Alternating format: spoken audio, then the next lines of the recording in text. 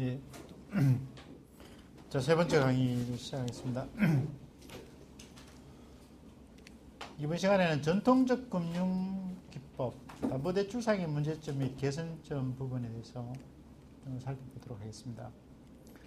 계속 하다 보니까 반복되는 부분이 좀 중복되거나 반복되는 부분이 없잖아 있는 것 같습니다만, 기존에 뭐 있었던 제도를 한번 보고, 그 다음에 지금 하고 있는 내용, 그 다음에 그 지식재산과 관련돼서 그 기존의 담보 제도가 아닌 좀 더 변형된 형태가 어떻게 가능한지 그런 부분에 대해서 한번 살펴보도록 하겠습니다.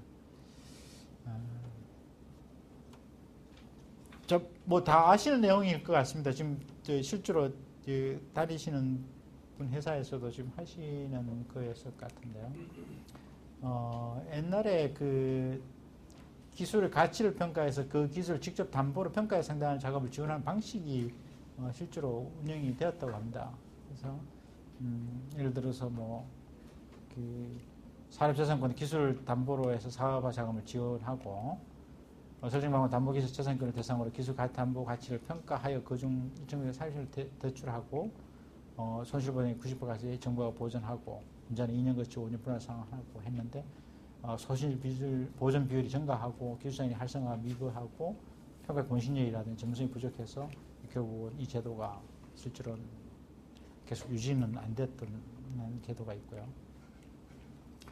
그 다음에 그 기보에서 신용보증세원 대출 부분은, 이것은 꼭 성격이 뭐 지식재산금융이라고 꼭 볼 수는 없습니다만은, 기술가치평가에 해당되는 금액의 신용보증을 방역하고 벤처기업에 대한 자금 지원 및 기술 개발을 유도하는 방식인데, 지금 신용대출 방식을 취하지만 실제로 그 기보의 기술신용보증센터에서 기술 가치를 평가해서 신용보증서를 발급하고 실제로 은행에서 지급한 형태인데, 지금도 안일까지는 하고 있는 것으로 저희들 알고 있고요. 그 다음에 이 제도 자체가 가지는 의미는 상당히 있는 것 같습니다. 어떻게 보면은 이걸 통해서 사실은 저희가 하나 엿보려서 말씀드리고 싶은 것은 이런 게 있습니다. 지식재산 금융이라서 지식재산만으로 하기에는 사실은 어려움이 있을 수 있을 것 같아요.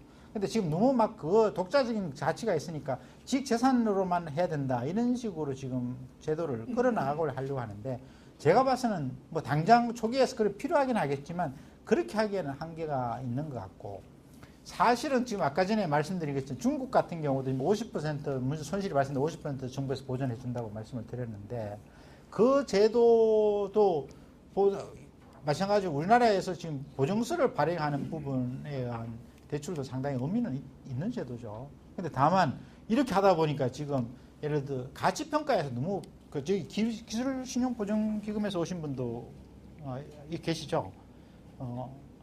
어떻습니까? 실제로 이게 좀 기술신용보증센터에서 이렇게 신용보증서를 발급하다 보니까 그 기술평가가 상당히 이렇게 좀 제한적이라고 말씀을 하시는 것 같은데, 기술보증기금에서 나오신 분 계시죠?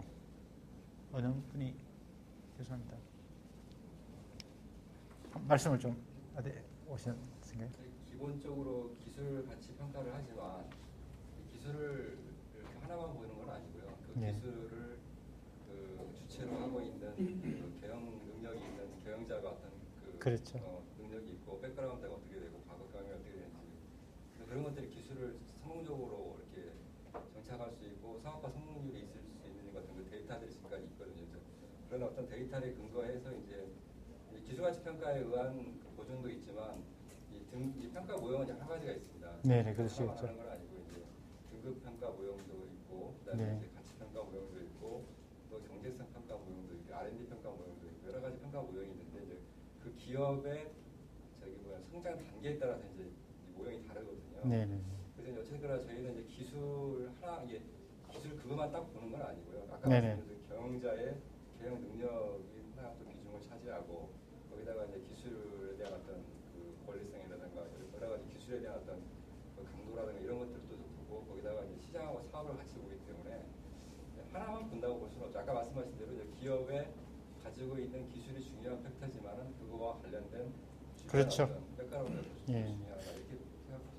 예, 그렇죠. 지금 말씀하신 것처럼, 그러니까 결국은 지금 기술 지금 지식재산 금융이라 하더라도 지식재산을 과연 별개를 구분해서 평가를 한다는 것은 사실상으로 어떻게 보면은 어려움이 있을 수 있죠. 무슨 말인가 하면 지식재산 어떤 사람한테는 값어치가 100만 원도 안 되지만 어떤 사람한테는 그 1000억 이상의 의미를 가질 수가 있는 것처럼 그 지식재산을 그 어떤 경영 마인드를 가진 사람이 그 또 어떤 회사 체제 하에서 그 지식재산을 가지고 있고 그것을 활용하느냐 하는 것이 사실은 그에 대한 평가가 필요한 건데 지금 어떤 정부 쪽에서는 지금 보는 시각은 옛날에 부동산하고 동산집 보듯이 이것을 완전히 독립된 자산으로 별도로 평가를 해보자. 그래서 다른 건 아무것도 없더라도 이것만으로 해서 할 수 있는 그 좀 이렇게 금융을 일으킬 수 있는 방법이 없겠냐. 그 다음에 그 회사의 어떤 경영자들이 그런 리스크를 배제시켜서 지식재산이 독자적인 어떤 담보 가치로서 가지는 그런 의미의 금융을 일으키는 부분을 지금 이제 보고 있는 거로 보여지거든요. 그래서 그거는 좀 무리가 없잖아 있는 거로는 보여집니다. 그래서 또 그 지금 말씀하신 것처럼 그 당연히 결국은 그러니까 신용 대출 방식인데 결국은 그 회사의 어떤 그 신용을 판단함에 있어서 가장 중요한 요소에서 기술을 가장 그 상당한 비중을 아주 높게 해서 본다는 식으로 말씀을 하셨는데요.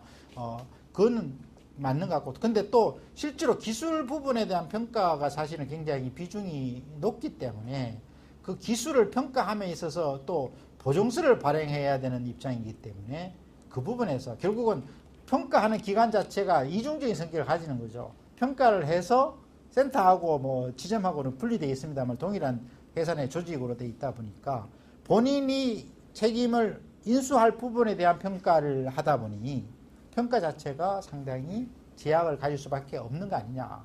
그래서 사실은 현재 지금 기술 신용 보증기금의 데이터가 상당히 데이터베이스가 많은 것으로 알고 있습니다. 실제로 그런 거죠. 그죠? 근데 그래서 지금 약간 거부 반응이 있고 하는 것이 너무 좀 이렇게 제대로 이렇게 그 평가가 된 게 아니고 너무 축소해서 평가한 것이 아니냐. 그런 뭐 이 문제를 제기를 하더라고요. 근데 그래서 제가 이제 여기서 왜 이런 말씀을 드린가 하면은 기보가 지금 하고 있는 기술신용보증기금이 하고 있는 신용보증서의 방식이 그동안의 기술 그 평가 시스템도 상당히 우리나라가 오히려 지금 이거는 끊고 새로 뭐 제도를 만들고 이런 차원보다는 그걸 좀 활용하는 것도 굉장히 중요한 것으로 보여지는데 지금 뭐 발명진흥원에서 따로 평가 지금 가장 큰 문제가 지금 그 가치평가가 가장 이슈가 돼서 가치평가가 제대로 평가돼 신뢰성을 얻으면 그에 따라서 대출이 이루어지면 되는 것이다. 이런 식으로 되고 있는데 그 부분에서 조금 정리할 필요가 좀 있다고 생각이 되어지더라고요. 그래서 지금 현재 그래서 무슨 말인가 하면은 우리나라에서 제도에서 기술신용보증기금에서 신용보증서에 대한 대출도 상당히 어떤 의미에서는 상당히 발전시킬 제도가 아니겠느냐. 다만 그 주체 자체가 기술신용보증기금 내에 기술평가센터라는 그 조직에서 평가를 한 것이기 때문에 결국은 자기가 그 인수해야 될 그런 그 지식재산을 자기가 평가하고 자기가 또 거기다 책임을 지는 관계이기 때문에 어떤 한계성을 가지고 좀 보수적으로 들어갈 수밖에 없는 거기 때문에 그에 따라서 신뢰성을 좀 떨어뜨리고 또 자금을 융통하는 입장에서는 그에 대해서 불만을 제기할 수밖에 없는 거죠. 그다음에 그런 측면에서 좀 제가 드릴 말씀은 이 부분에서 좀 이 부분에 지금 이제 기술신용보증까지 DB를 좀 더 활용을 하고 이 부분을 좀 더 제대로 활성화시키고 일부 그 보정 부분이라든지 이런 부분도 좀 활성화해서 이렇게 제도를 하는 것도 하나의 방법일 수 있지 않느냐는 모르겠습니다. 저는 뭐 금융에 제가 뭐 직접 관여한 것은 아니기 때문에 오히려 그것도 제도적으로 한번 고려해 볼 수 있는 사항이 아닌가 하는 생각이 들어서 말씀을 드렸습니다. 그래서 근데 또 실제로 지금 예를 들어서 그동안에 한국발명진흥원에서 특허담보대출을 일으키는 이게 있었는데 우수 특허기술의 기술성과 사업평가에 특허 등록권 발명의 조속한 사업화와 금융자금의 우선 지원을 목적으로 실시했는데 기술평가는 국립기술품질원 등 전문 연구기관에서 하고 경영평가는 중소기업진흥공단과 기부에서 담당했는데 자금 자체가 금액이 크지 않고 해서 이 자체가 제도가 지금 운영이 안 된 것으로 알고 있습니다.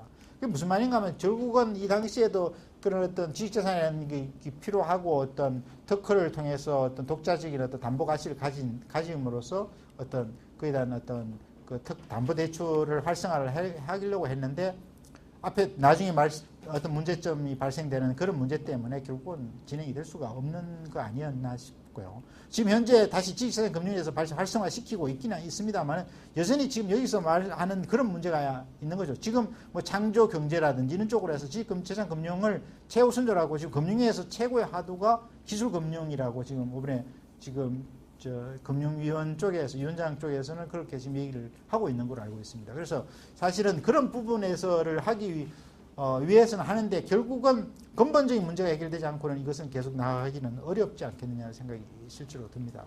그래서 결국은 지금 오히려 지금 예를 들어서 지금 방금 얘기한 것처럼 이런 뭐 신보라든지 KDBS는 많이 좀 잘 하고 있는 것으로 알고 있습니다만은 결국은 똑같은 기존에 했던 제도의 어떤 문제점, 제도가 진행이 안 됐던 그런 부분에 대해서 결국은 해결되지 않고는 지금 여기서 앞으로 하고 있는 이 제도 역시 마찬가지의 어떤 똑같은 그 문제점을 갖게 되지 않겠냐는 생각이 듭니다. 결국은 그 기술시장 거래가 돼야 되는 것이고, 그 다음에 평가기관에서 공신력이 뭐 확보가 돼야 되는 건데, 여기서 결국은 공신력 부분에서는 제가 보기에는 약간 공기업 쪽에서 관련되고 약간 정책금융으로 들어간다 그러면은 그 실제로 여신을 일으킨 담당하는 사람들에 대한 책임 문제가 발생되지 않도록 하는, 그 다음에 거기다 불이익이 없도록 해야 되는데 그건 사실상 현실적으로 굉장히 어려운 입장이겠죠.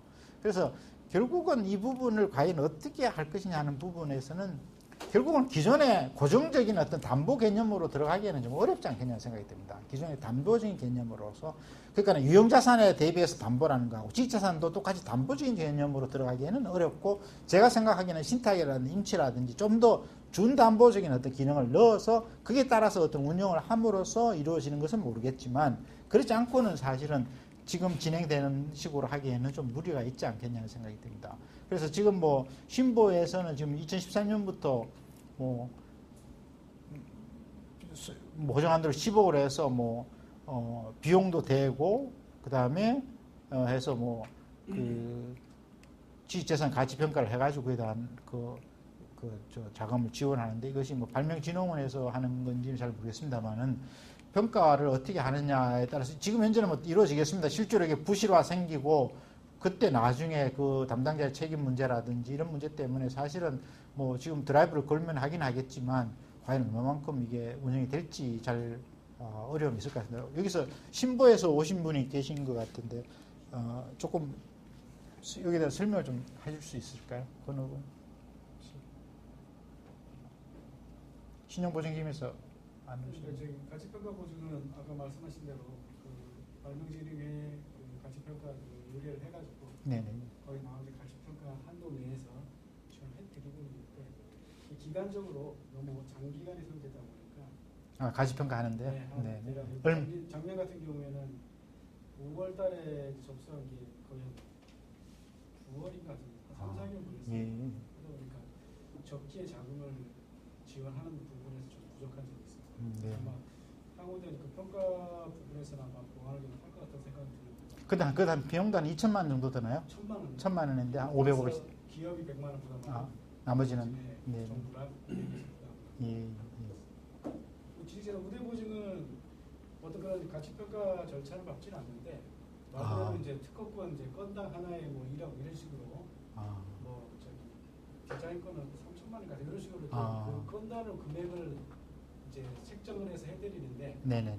아까 교수님 말씀하신 대로 그것만 갖고 지원하기 너무 리스크가 크다 보니까 네네네.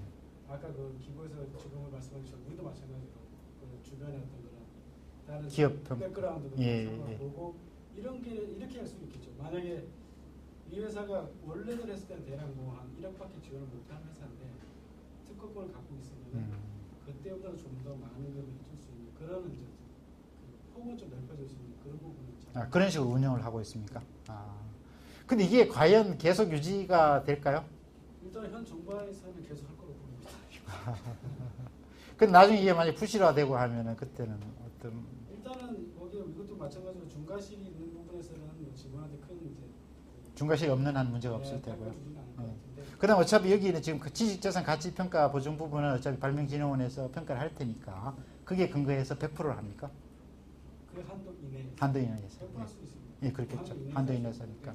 그럼 결국은 발명진흥이라는 제도가 있으니까 약간 그 여신이 일으키는 입장에서는 좀 부담이 좀 더 되겠네요. 덜하더라도 일단 우리가 어떤 그 프로세스에서 그 단계를 네네. 거쳤다는 그런 신뢰지 네. 100% 이제 가치평가 이만큼 해줬으니까 네. 이만큼 되는 회사라고 인정해 주는 건 아닙니다. 근데 그렇죠. 일단 그런 단계를 거쳤다는 걸 하나의 위안으로 삼고 지금 그렇게 하고 있습니다. 그래서 그러면 어떻습니까? 지금 현재 금융위에서는 지금 현재 면책 부분도 사실 고려하고 있지 않습니까?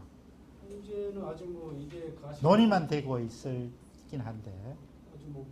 아주 시작한 지 얼마 안 됐으니까 네. 부실률이 아직 앞으로 얼마나 날지 모르겠는데, 근데 제가 볼 때는 기본적으로 만약에 가치평가 자체가 좋게 나왔다 하더라도 그거에 근거해서 해준 건 아니었기 때문에 원래 우리가 하던 그 신용평가 시스템을 접목해서 그걸 포함해서 반영한 거라서 네네. 그 누실률이 이것 때문에 좀 많이 올라가다 그러지는 않습니다. 그렇습니까? 어차피 그러면 안전장치는 따로 있다는 말씀이시네요. 일단 기본적인 평가도 같이 하면서 거기에 대해서 접하고 거기서 문제가 있으면 일단 이게 있다 하더라도 한 번 더 검증이. 이쪽에서 큰 문제가 있다면 설사 이게 많이 나오더라도 못 해줄 수도 있는 상황이 될 수 있죠.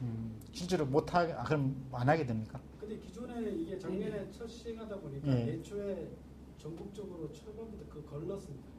걸러서 전국적으로 작년 같은 거 20개를 했는데 그 가치평가적으로는 네네. 20개만 전국적으로 골라서 했기 때문에 네네. 어느 정도 선별된 업체들이 들어왔거든요. 미리 그러면 대상자분을 선정할 때 일단 기본적 요건을 갖춘 데를 해서 그 중에서 가치평가를 했던. 예, 그렇죠. 결국은 지금 말씀하신 것처럼 그러다 보니까 결국은 이거를 분리해서 정말 부동산만 매각을 해서 그 가치가 완전히 처분해서 그 해소한다는 그런 측면으로 되기에는 좀 어려움이 있는데, 지금 조금 정부 입장에서는 보면 너무 어차피 그걸 또 안 하면 사실 IP 지식재산 금융 자체가 큰 의미가 없을 수 있으니까 그러긴 하겠습니다만은 이 부분이 어떤 형태든 이렇게 좀 조정이 된다는 것이 좀 필요한 거로 보여지더라고요. 그래서 지금 말씀하시는 것처럼 결국 그렇다 그러면 기본적으로는 기업 신용평가에 따라서 이루어지는데, 다만 지식재산을 조금 더 고려해서 그 이중적으로 한다고 볼 수 있는 거죠. 적극적으로 해줄 수 있는 그런. 예. 그래서 어떻게 보면 대외적으로는 지식재산 금융이지만 실제로 내부에는 기업 신용에 대한 그런 기업 평가에 대한 것도 이루어진 다음에 이루어진다고 볼 수 있겠네요. 그죠? 네. 그러니까 결국은 지금 기본만 해도 기술 신용 보증 기금만 하시더라도 공기업인데, 공기업에서도 벌써 그런 입장인데, 결국은 더 보수적인 은행이라든지 또 정책금융 이런 데 준다 하더라도 은행에서 하기에는 사실은 어려움이 좀 있는 거로 보여지더라고요. 근데 이제 KDB에서 지금 하고 계시는 테크노 뱅킹 부분에 있어서는 사실은 지금 상당히 많이 진척이 이루어져서 상당히 그 운영을 잘 하고 있는 것으로 알고 있습니다. 산업은행에서 오신 분께서 한번 여기에 대해 설명을 좀 한번 해주셨으면 감사하겠습니다. 누가 성함이 이거에 대해서 어떻게, 일단 산업원에서 어떻게 보고 계시는지 좀. 산업은행 오신 분들이 다 취소해가지고요. 한 분 남으신 분들이 오늘 오후에 분위기에서 나가셔가지고. 그렇습니까? 그렇습니까? 그럼 이 부분에서 지금 현재 세일즈 앤 리스백이라든지 그런 부분에서 보면 오히려 그렇게 양도담보 형태로도 운영을 하고 있고 해서 이 부분은 나름대로 지금 현재는 지금 상당히 그 발전적으로 지금 하고 있는 것 같긴 합니다만은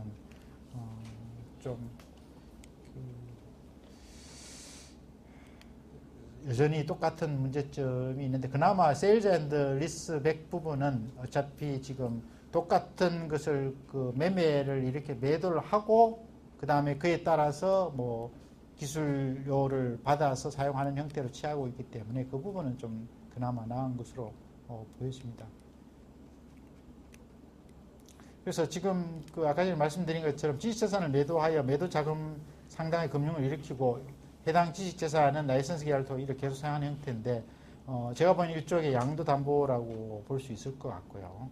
그 다음에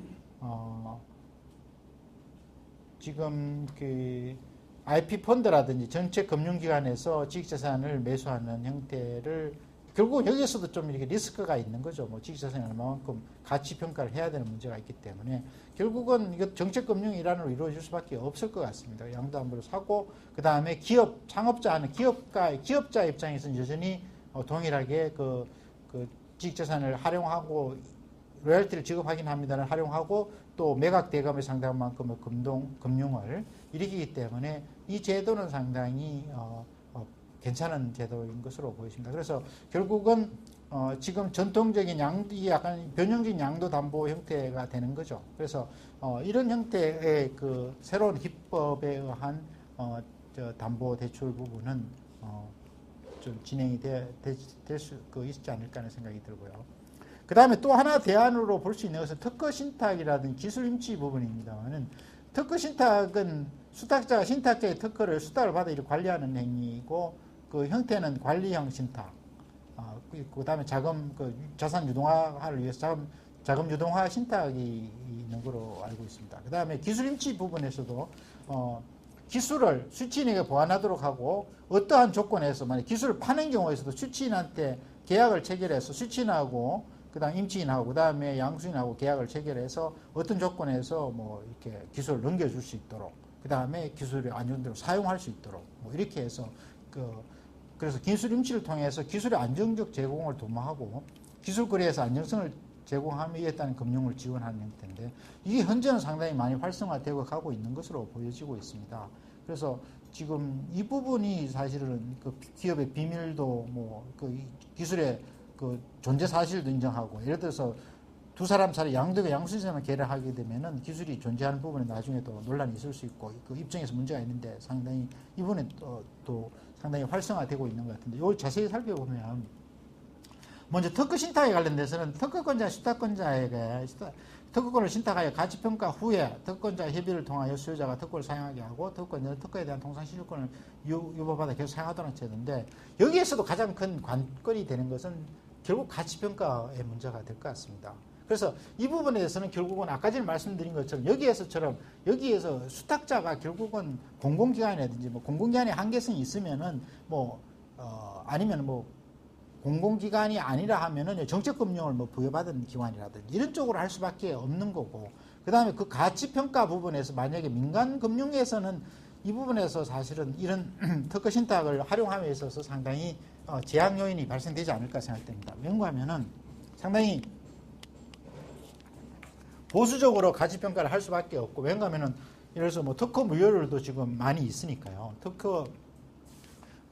죄송합니다. 특허 무효 심판을 해서 침해를 제기했더니 특허 무효로 나중에 판명되는 경우도 있고 그래서 그렇다고 그러면은 또 실제로 그 다음에 또 지금 이제 특허권자라 하더라도 다른 사람들이 특허권이나 진짜재산권에 침해하는 사람이 있기 때문에 그 실효성이 여전히 보장이 안 되기 때문에 실제로 완전한 그 권리가 현재는 100이라고 하더라도 침해자가 발생되면 저작권 침해 여러 가지 침해자가 있으면 실제로 시장에서 100으로 작용될 수 없기 때문에 그 다음에 또 나름 잘못하면 그게 파산으로는 가치가 거의 완전히 떨어질 수 있는 문제가 있기 때문에 결국은 여기서도 가치평가의 문제가 발생이 될 수밖에 없는 거로 보여집니다. 그래서 결국은 이 부분에서 가치평가는 지금 그래서 똑같이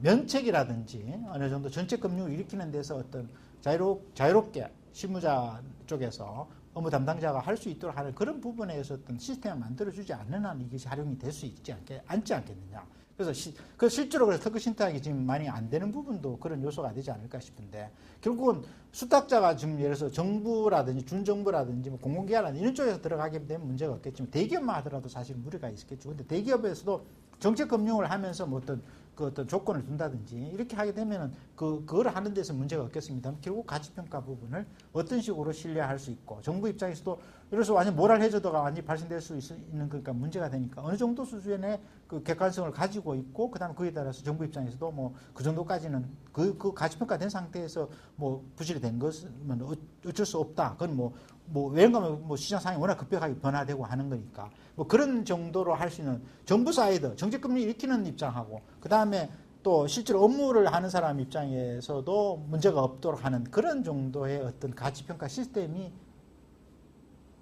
형성이 돼야 이 부분이 좀 더 활성화되지 않을까 생각이 되었습니다. 그래서 만약에 그런 식으로 활성화된다 그러면은 수탁자는 아니면 여기에서 마찬가지로 금융을 못 일으키게 되면 사실 이 제도를 활용할 사람은 많지 않겠죠.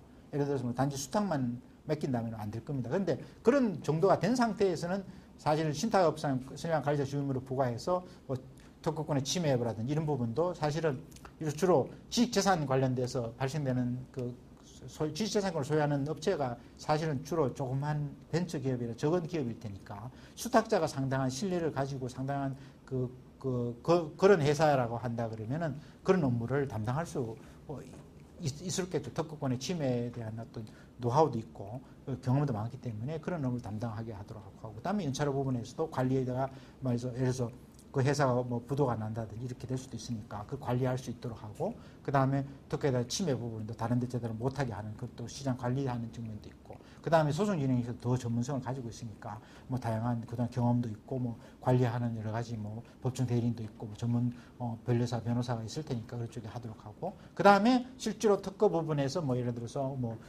아주 실제로 판다든지 이럴 때 있어서도 그 시장에서 뭐 예를 들어서 국내에서도 예를 들어서 뭐 대학교에서 이런 거가 있죠. 서울대학교에서 예를 들어 뭐 어떤 교수님이 뭐 예를 들어 석고 기술을 뭐 삼성이 계속 타라고 했는데 삼성이 안 사서 뭐 다른 뭐 인텔 뭐 다른 데 팔았는데 엄청난 그게 뭐 최고의 뭐 가격으로 뭐 국내 그 사상 뭐 가장 큰 최고의 뭐 가격으로 팔았다든지 뭐 이런 문제가 있으니까 그런 것은 노하우가 필요하고 지금 최근에 인텔렉츄얼 뭐 디스커버리라는 그런 회사가 있기는 있습니다만 사실 활동은 잘 안 됩니다. 지금 약간 그 한계가 있어서 좀 경진도 바뀌고 좀 문제가 있습니다만 어쨌거나 뭐 그와 유사한 어떤 그런 수탁사, 즉 특허 지식재산 전문 서비스 기관, 특허 뭐 괴물이라고 뭐 부정적인 전면이 아니라 특허 서비스 기관이 좀 더 많이 활성화되고 그런 회사가 수탁자로서 역할을 한다 그러면은 이런 부분에 좀 활성화될 수 있지 않겠냐. 그 다음에 특허를 양도한다든지, 그 다음에 뭐 통상실시권이라든지 뭐 정실권을 부여할 수 있는 그런 식으로도 많이 효과를 활동을 할 수 있을 것으로 보여집니다. 그래서 제가 보기에는 특허 신탁 부분이 좀 더 활성화될 수 있는 부분. 현재 이 신탁 자체가 영미법에 들어온 제도고 현재 수탁자의 문제 때문에 수탁자가 누가 하느냐. 결국은 신탁자는 결국은 영세하고 그다음에 벤처고 지식재산에 있는 그런 업체가 될 거고 수탁자가 결국은 굉장히 큰 규모의 그다음 신뢰성을 담보를 할 수 있는 그런 기관이 하게 된다 그러면은 결국 여기에서는 초기에서는 정책금융을 여기 수탁자에서 부여해가지고 이쪽에서 이거 가치평가에서 그 매매 대금을 사서 주도록 KDB도 하고 있는 거로 알고 있습니다만 그런 쪽으로 진행을 한다 그러면은 이 부분이 상당히 의미가 있지 않을까 하는 생각은 듭니다. 그래서 결국은 신탁제도 부분에서 좀 더 제 생각은 오히려 태스크포스를 만들어서라도 오히려 신탁제도가 좀 더 활성화를 시켜서 이 부분이 좀 더 활성화될 수 있도록 하고 그러면은 결국은 이 부분이 지금 예를 들어서 신탁자하고 지금 예를 들어서 신탁자하고 지금 아까 했는 것처럼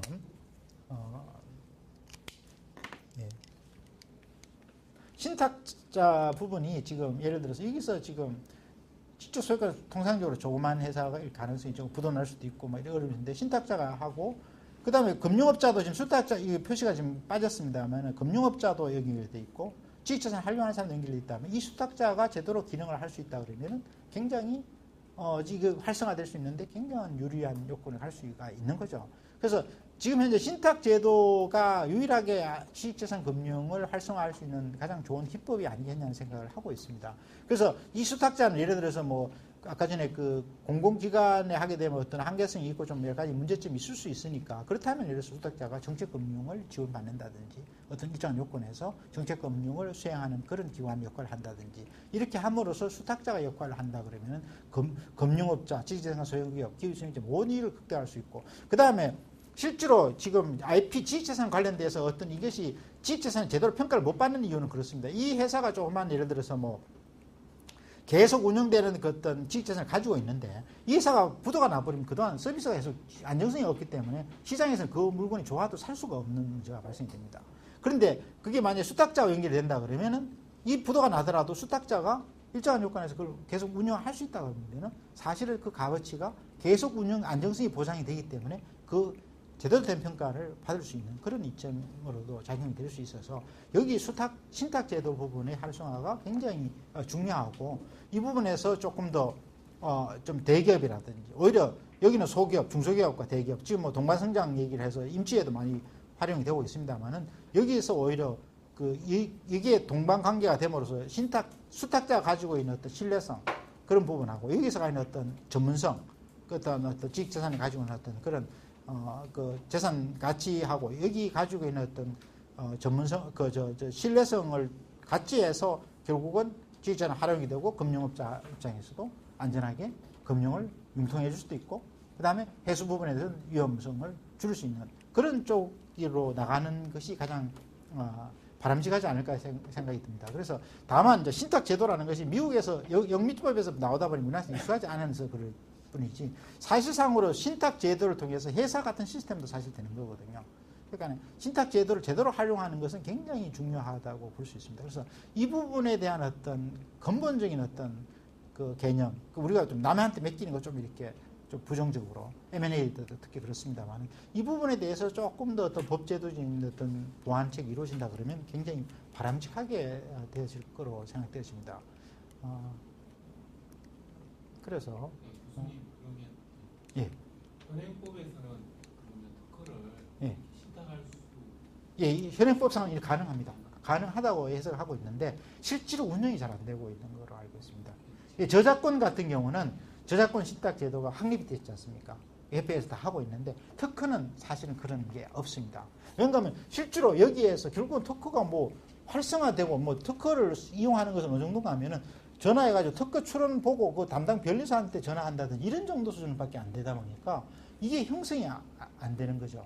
그래서 좀 더 이 사실은 그런 어떤 신탁업자가 많이 생겨서 그 특허를 좀 관리하고 그 다음에 그 인큐베이팅도 좀 하고 뭐 상업화하는 기술 컨텐츠도 들어가고 뭐 이런 식 모르겠습니다. 좀 약간 어려움도 있겠지만 그런 역할이 되면 그게 특허 그러니까 지식재산 전문 서비스 회사가 생기면 그걸로서 자기들 필요한 것도 사고 그래서 뭐 패키지를 만들기 위해서 뭐 약간 그런 약간 부실한 특허긴 하지만 전체 패키지를 만들기 위해서 구입을 하고 이런 데서 계속 활성화되고 그다음에 할 수 있고 그다음에 특허를 또 뭐 그다음에 또 활용하는 문제도 마찬가지입니다. 지금 어느 특허를 뭐 인터넷으로 해서 뭐 조회하면은 볼 수는 있습니다만은 과연 그 사람들 전화해가지고 뭐 팔 생각이 있습니까? 이렇게 물어본다는 건 사실상으로 어려운 거거든요. 그럼 예를 들어서 중간적인 어떤 그런 중개사라고 보기는 그렇지만 수탁자가 있다 그러면 왔을 때 이쪽에서 원하는 것은 이러이러한 요건이다. 뭐 돈만 있으면 된다. 이래서 뭐 이쪽에서는 우리는 그거는 되는데 사실 이렇게 해서 썼으면 좋겠다라든지 뭐 이렇게 된다 그러면 이게 시장 형성되고 상당히 좋을 것 같아서 모르겠습니다. 뭐 다른 또 실제로 적용하게 되면은 신탁에 따른 문제점도 있겠지만 신탁 제도를 좀 활성화할 필요는 있다는 생각이죠. 그게 무슨 말인가 하면은 유형의 그 지금 현재 그 자산에서 무형 자산인 지식자산 넘어감에 있어서 신탁이라는 것은 상당히 중요한 역할을 할 수 있지 않느냐.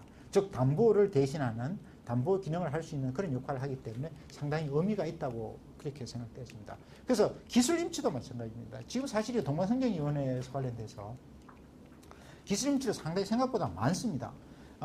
대중소기업 협력재단 등을 기술정보의 수치인으로 정하여 일정 조건 하에 제3자에서 기술정보를 제공하도록 하고 기출 일수를 대해서 임침을 통하여 보유 사실을 입증하도록 합니다. 우선 두 사람 다 계약을 했으니까 내 기술을 줬다고 그러는데 기술이 뭐 특히 실체가 있는 게 아니고 하니까 거기에 대한 분쟁도 실제로 많이 발생된다고 합니다.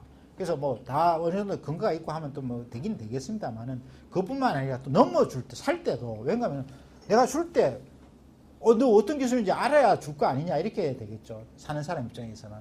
그러면 줘버리면 뭐 우리 있는 거 똑같은 건데 뭐 이래가지고 뭐 유야무야 되는 경우도 실제로 있다는 거죠.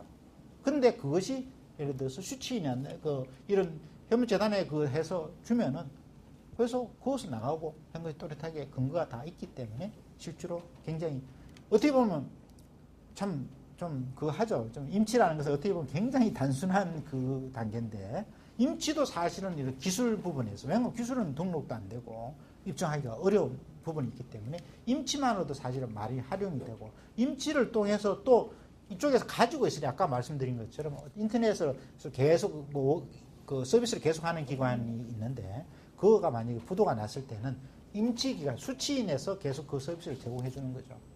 그런 형태로도 지금 운영이 되고 있습니다. 그래서 이 제도 이를 통해서 사실은 어떤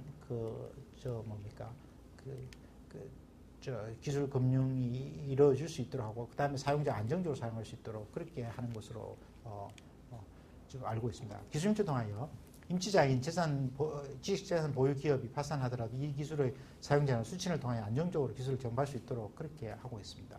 그다음에 실제로 임치를 통해 대기업 중에 동반 선정이 많은데 SKT 같은 경우는 실제로 이런 기술 임치를 한 2,900개 정도 하고 있다는 그런 자료를 본 적이 있습니다. 한국전력도 마찬가지고요.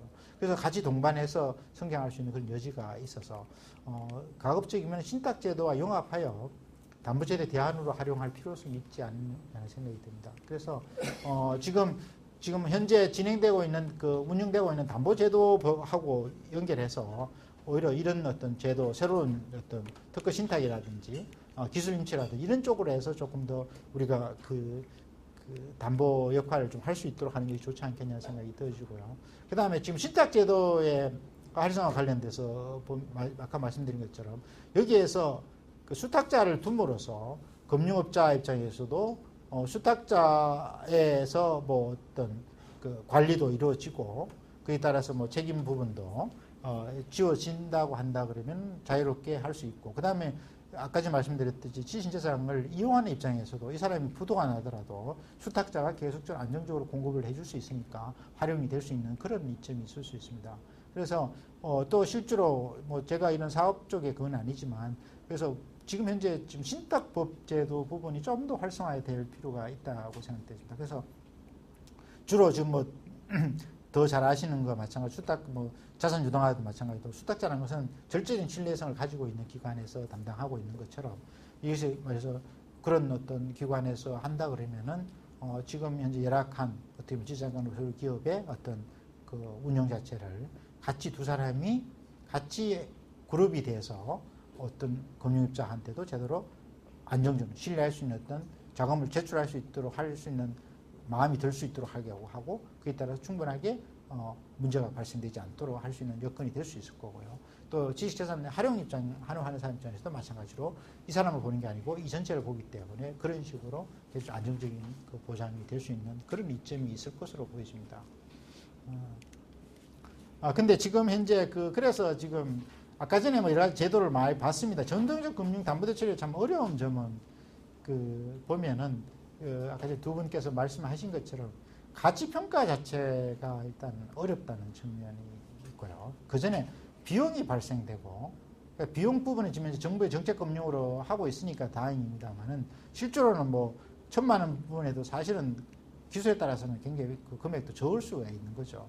그 다음에 정부에서 보전을 해주니까 상관없겠습니다만은 그 다음에 또 시간이 걸린다는 거가 있고 지식재산은 또 시간이 아까 말씀하신 급박적으로 필요한데 그 평가하는데 뭐 3, 4개월 걸리고 하면은 사실은 문제가 있을 수 있는 것이죠. 그 다음에 가치평가는 사실은 가치평가 자체가 사실은 이것이 지금 그 소유자, 그러니까 실제로 이것을 어떻게 활용하는 사람, 그러니까 그 사람 시각으로 봤을 때 가치평가가 의미를 가지는 거지 일반적인 대중의 입장에서 가치평가를 어떻게 할 것이냐는 것은 사실은 의미가 없다고 보여집니다. 그래서 여기에서 가치평가 부분에 있어서는 실제로 그 여신을 일으켰을 때 그 면적이라든지 그 정책 금융을 일으킬 때 모럴 해저드를 발생시키지 않고 어떤 하나의 어떤 어느 정도 여과 장치로서의 가치평가의 어떤 기준을 설정한다는 의미로서는 가치평가가 필요하겠지만 여기에서는 좀 신뢰성을 확보하기 위해서 가치평가 지금 제도 시스템을 만들고 있긴 하지만 한계점이 충분히 있는 것 같고요.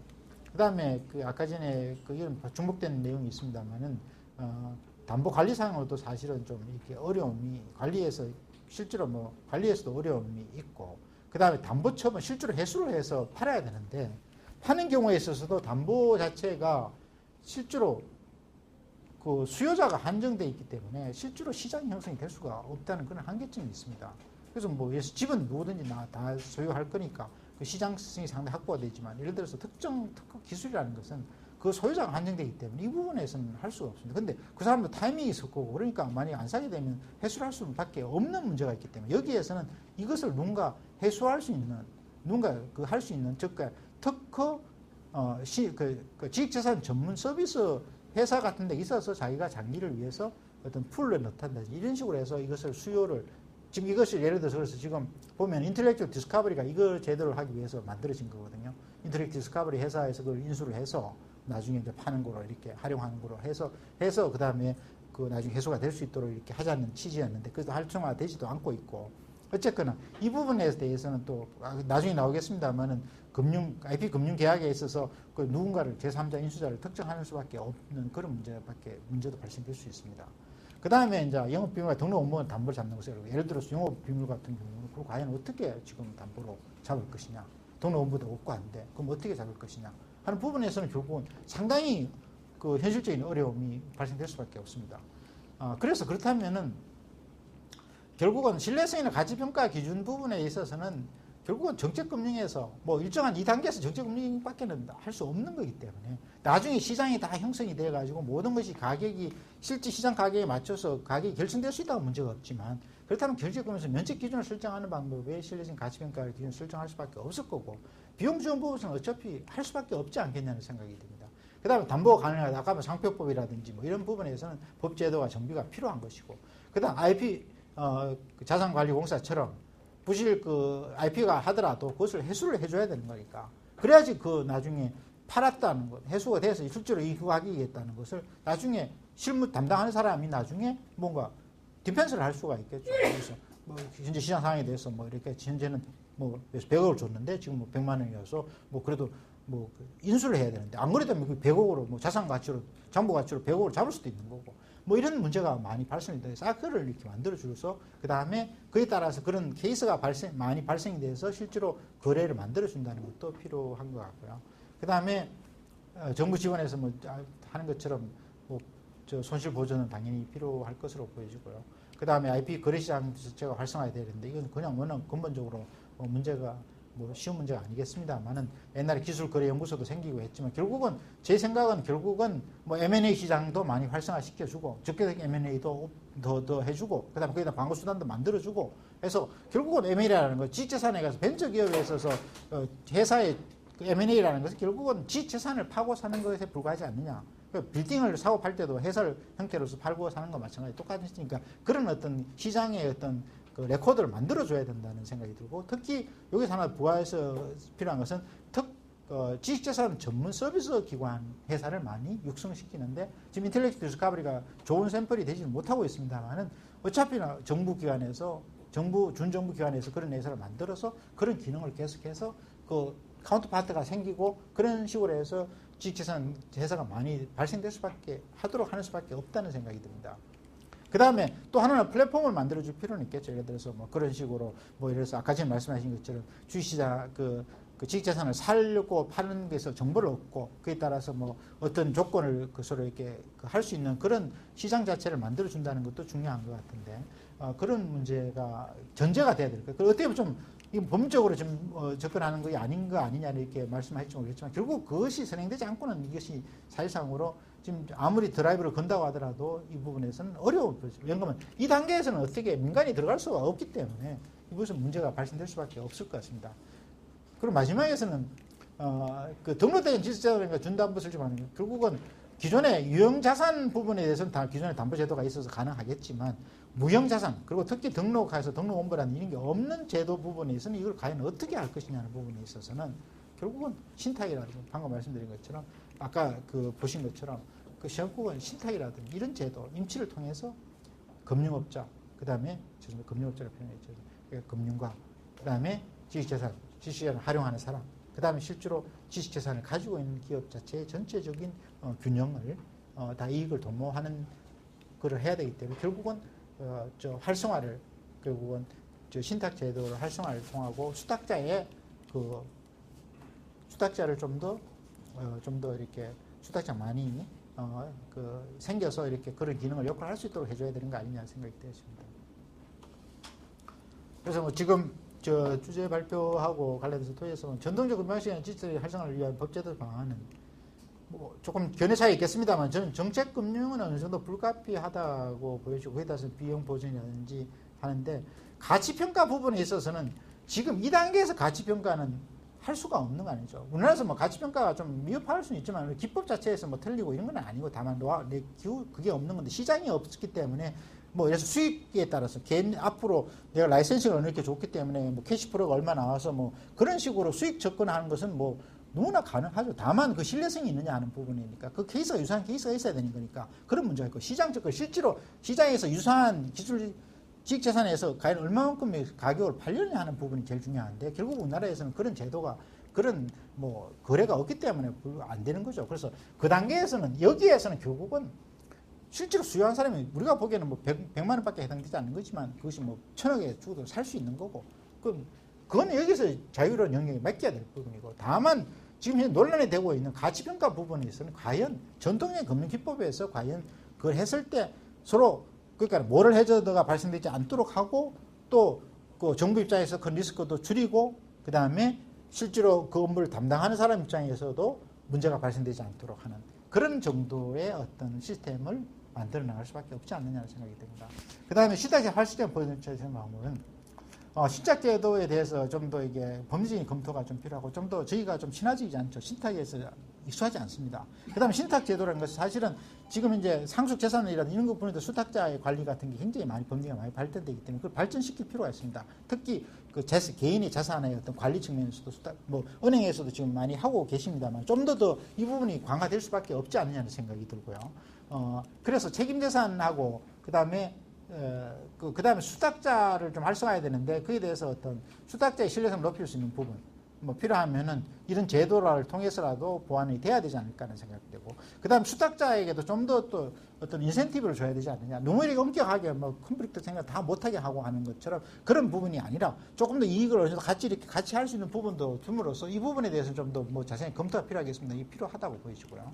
그다음에 기존의 기술신용보증기금에서 보증금 발행하는 기술 금융에 보면은 상당히 좀 비판을 받은 부분도 있지만 제가 봐서는 우리나라에서 그래도 가장 역사가 기술신용보증기금에서 기술 평가가 이루어진 자료가 굉장히 많은 걸로 알고 있고 노하우도 많이 돼인 것으로 알고 있습니다. 그래서 오히려 새로운 제도를 도입한다는 부분도 좀 해야 되겠지만 오히려 제 생각에는 기술신용보증기금의 어떤 그 기존에 했던 그 제 시스템을 좀 더 발전시키는 것도 사실은 필요하지 않겠느냐. 그 다음에 그런 그 보증서에 하는 보증법 발급 뭐 좀 모럴 해저드가 있을 수 있겠습니다만 그래서 금융기관 자체 평가에는 해서 서로 약간 리스크가 어느 정도 줄일 수 있는 부분 이 부분이 사실 오히려 현실적인 대안이 될 수 있지 않겠냐는 생각이 들고 그 다음에 뭐 아까 지금 말씀드린 것처럼 실질적으로 그 한 IP가 처음에 평가를 돼서 나왔으면 그것이 나중에 회수까지 다 되는 그런 일련의 전 과정이 그 기록으로 남아서 다음에도 반영이 되고 그 다음에 그렇게 회수가 돼야 장부 과거는 여전히 100억으로 남는 게 아니라 실제 부실화돼서 실제로 그 100만 원으로 된 과정을 통해서 또 뭔가를 배우고 또 아니면 또 기록이 남아서 실질적으로 뭐 IP 금융이 어떤 활성화되는 데 도움이 되지 않겠냐는 생각이 듭니다. 네. 자, 10분 다시 쉬겠습니다.